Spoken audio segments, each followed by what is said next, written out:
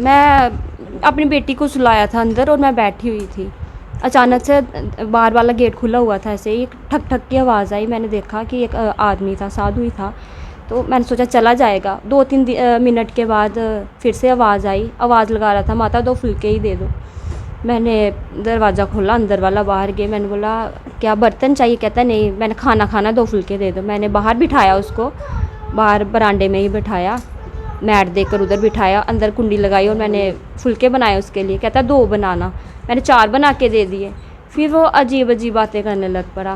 कहता आपके घर में सास ससुर भी हैं, आपका एक देवर है, आपके हस्बैंड जो है वो बाहर आर्मी में है, ये सब चीज़ें बताने लगा। फिर बोलता आपके घर पे बहुत बड़ा संकट आने वाला है, मैं इलाज कर दूंगा। मैंने बोला नहीं, आप जाओ यहाँ से, आपने खाना खा लिया, अब आप जाओ। बोलता नहीं, बहुत बड़ा संकट है, आपके हस्बैंड पे बहुत बड़ा संकट आने वाला है। किसी ने उसके ऊपर बहुत बड़ा वो करवाया हुआ है, तंत्र मंत्र वगैरह ये सब करवाया हुआ है। तो राखी वाले दिन भी उसके ऊपर बड़ा संकट आना था, लेकिन जिसने करवाया हुआ उसके घर में कोई गेस्ट आ गया तो संकट टल गया। तो मैं इलाज कर दूंगा, आप मेरे को 13,000 रुपया दो। मैंने बोला हमारे घर में कोई पैसा नहीं है, आपके सास ससुर का है। मैंने बोला मम्मी अंदर हैं, झूठ ही बोला मैंने उससे, और पापा बाहर गली में है। तो मैं पापा को बुलाती हूँ। बोलता नहीं, किसी को नहीं बताना, आपके बीच में और भगवान के बीच में ये बात रहनी चाहिए और किसी को मत बताना ये बात। मैंने बोला नहीं, मैंने नहीं करवाना इलाज। इतनी देर दूसरा आ गया, उसके साथ जो साथी था वो आ गया। बोलता जहाँ हमने इलाज करना था वो बुला रहे हैं आपको। फिर उस आदमी ने हमारे चौक पे एक दुकान है, वो अंकल का नाम लिया कि उसकी जो बहू है उसको मैंने बताया था कि इसके ऊपर कोई संकट है और ये इसके ऊपर बहुत बड़ा संकट आना और इलाज करवा लो। उन्होंने नहीं करवाया तो देखो उसका आज कितना बड़ा ऑपरेशन हुआ। फिर 2-3 बातें ऐसी उसने बताई। फिर बोलता ठीक है, मैं 13,000 में नहीं 3,000 में आपका इलाज कर दूंगा। मैंने बोला हमने करवाना ही नहीं है, लेके आओ आप पैसे, हमारे घर में पैसे है ही नहीं, मैं कहाँ से दूँ। फिर उसने 2-3 बातें और बोली। कहता ये वाली मंथ की 25-26 तारीख को ना तेरे हस्बैंड का बहुत बड़ा एक्सीडेंट हो जाएगा, तूने ज़्यादा इलाज नहीं करवाना, जा एक धागा ही लेके आ जा। ये बात सुन के थोड़ा शौक लगा कि ये ऐसा क्यों बोल रहा है, शायद इसे सब कुछ पता हो चल गया होगा, ऐसे बाबाओं को पता तो चल जाता है।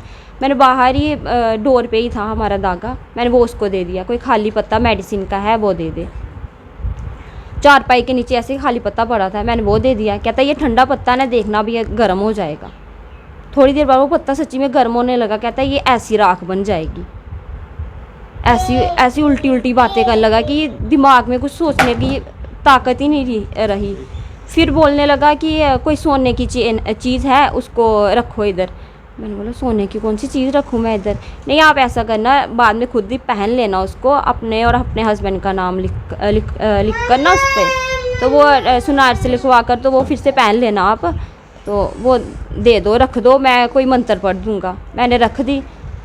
जैसे ही मैंने रखी फिर वो हड़बड़ाई में उसने उठाई वो चेन और बोला हो गया सारा काम, और भागना शुरू हो गया। ऐसे फास्ट गया। मुझे समझ नहीं आई कि अब ये फास्ट क्यों चला गया। इतनी देर में मेरी मम्मी आ गई, मैंने बताया नहीं, मैं नहाने चली गई, चेन वो लेके चला गया। फिर मुझे अचानक जैसे मैं नहाई ना, मैंने बोला मैंने चेन दे दी उसको। वो गया भी, थोड़ा सोचा, हड़बड़ाहट में मैंने अपने हस्बैंड को फ़ोन किया कि ऐसे ऐसे बात हुई। उन्होंने सारी जगह फ़ोन किया। मैंने बोला वो बता रहा था कि मैंने चौक पे जो दुकान है उनके घर में जाके इलाज करना है। जब उनके घर में जाके पूछा वो है ही नहीं थे उधर।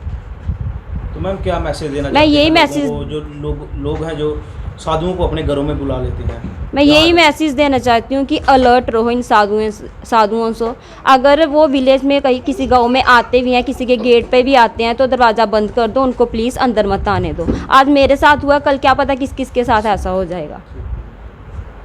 अपने लिए बताता हूँ, अपने परिचय देता हूँ। मैं सरपंच सुभाष सैनी, इसी गांव का रहने वाला हूँ। पंचायत हल्का पचेल है। तो एक बड़ी हमारे लिए एक शर्मनाक बात है कि हमारे ही गांव में आकर 2 साधु आए हैं। हमने जो सुना है तो साधु आए हैं, वहाँ पे लड़की जो यहाँ पे घर में थी, वो लड़की से उन्होंने बोला कि आप हमारे खाना खिलाओ। पहले उन्होंने 2 फुलके दिए, फुलके खिलाए। उसने फिर बाद में बोला कि आपके घर वाले कहाँ हैं?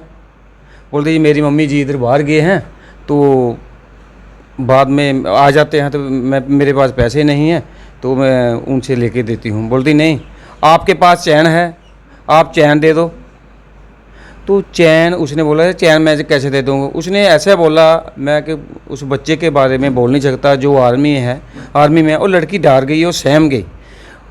तो मेरा कहने का मतलब है कि ये साधु हैं, मैं सभी गांव के वासियों को, पूरे बिसनाक को, पूरे जहां पूरी तहसील क्या पूरे जम्मू कश्मीर को, ये साधु लोगों को घर में मत आने देना। ऐसे बेस बदल के आ रहे हैं तो ये हमारे लिए और सबके लिए आज मैं और ये कहना चाहता हूँ, लोग घर में रखते हैं, जैसे आप बोल रहे खाना खिलाते हैं, सच्ची बात है जी, हम खाना भी खिलाते हैं, हम जो होते हैं जो साधु लोग होते हैं। आज जो अगर अच्छा साधु होगा तो उसके भी विश्वास हमारा हट गया है।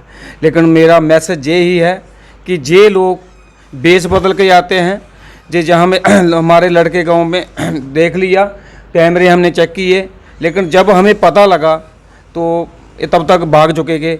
हमें ये जो घर वाले थे, इनके घर वाले, हमारा जो लड़का है, हमारा जहाँ पे एक भाई, तो उनकी डेथ हो गई थी, जैसे शमशान घाट गए थे जैसे अर्थियाँ उठाने के लिए, तो वहाँ गए थे, इनके घर में कोई नहीं था।